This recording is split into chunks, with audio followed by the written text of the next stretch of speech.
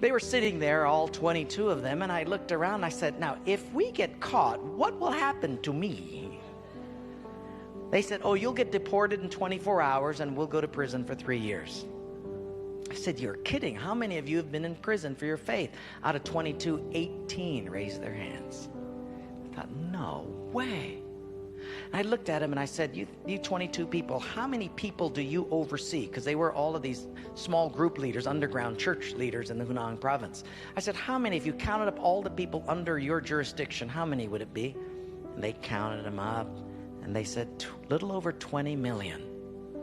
I said, what? See, we forget there's 1.3 billion people in China. This is crazy. Well, I had 15 Bibles and I passed them out. Obviously 7 didn't get them. And I said, let's turn to 2 Peter chapter 1 and we're going to read it. And just then one lady handed hers to somebody next to her. And I thought, interesting.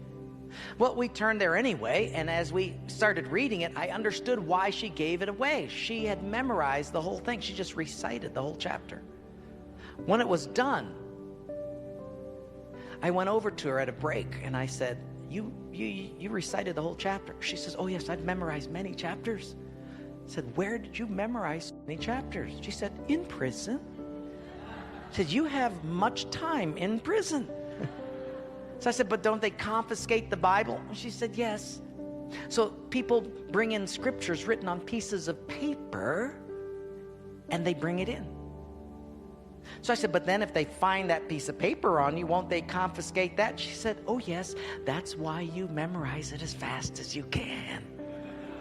Because even though they can take the paper away, they can't take what's hidden in your heart. I thought, wow.